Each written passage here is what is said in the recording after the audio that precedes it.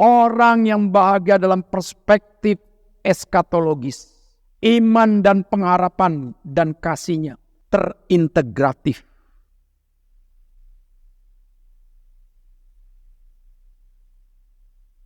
Iman punya nilai integratif dengan pengharapan. Kenapa? Karena imanmu engkau miliki dari anugerah Tuhan. Roh Kudus menanamkan iman mula-mula kepada dirimu. Dan baru engkau bisa berespon tentang anugerah Tuhan daripada firman-Nya.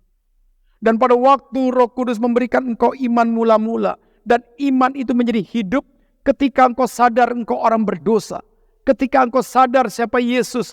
Ketika engkau sadar hidupmu itu adalah pendosa besar. Di dalam Tuhan engkau bisa didamaikan. Di dalam Tuhan engkau bisa ditebus. Maka iman menyadarkan kepada kita siapa dirimu. Maka disitulah iman membangun pengharapan yang baru dalam kebaruan dirimu.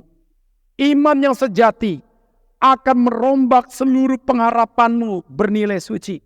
Pengharapanmu bernilai mulia. Dan pengharapanmu bernilai sejati. Kenapa? Karena pengharapanmu berkaitan dengan kekekalan Tuhan. Disinilah Lukas mengajarkan.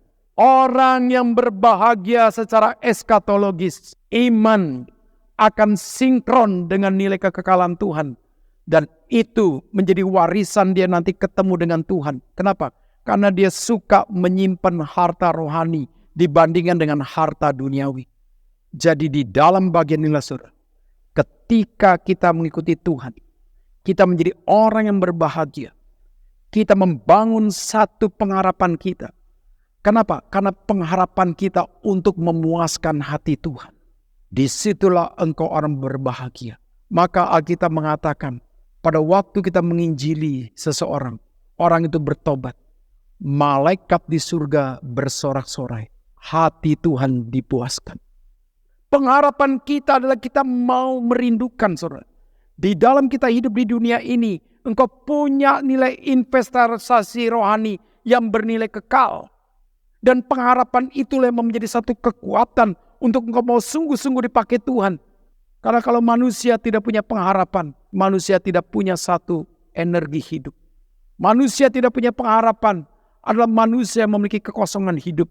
Tapi pengharapan kita bukan pengharapan yang sementara, tapi pengharapan yang bernilai kekal.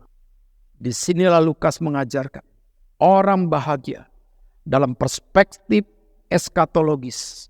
Semua punya nilai benang merah kekekalan, termasuk pengharapan. Maka yang terakhir, kasih. Kasih yang merindukan. Kita ketemu dengan Kristus sebagai sumber kasih itu. Kasih yang bisa, kalau bisa menghancurkan diriku untuk aku bisa menyatakan Tuhan. Maka firman Tuhan mengatakan, cinta akan rumahmu menghancurkan aku. Apa artinya? Cinta akan Tuhan merelakan kita untuk berkorban habis-habisan. Jadi di dalam bagian inilah saudara, kasih yang kekal, yang lebih mulia engkau berkorban untuk menyatakan kasihmu kepada Tuhan. Dan pada waktu engkau berkorban, engkau tidak rasa engkau sudah berkorban.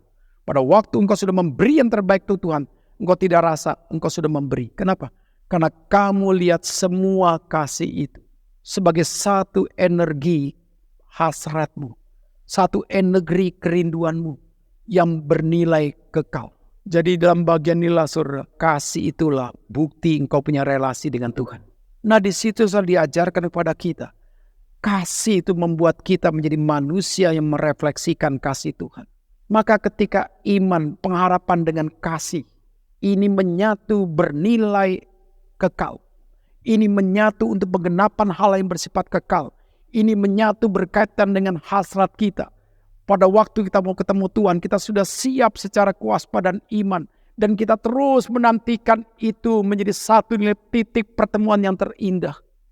Nah di dalam bagian inilah saudara, kebahagiaan dalam perspektif eskatologis ternyata berbicara tentang integratif iman, pengharapan dan kasih bernilai kekal. Iman, pengharapan dan kasih bersifat satu nilai penggenapan hidup kita, menyatakan hal-hal yang bersifat kemuliaan Tuhan.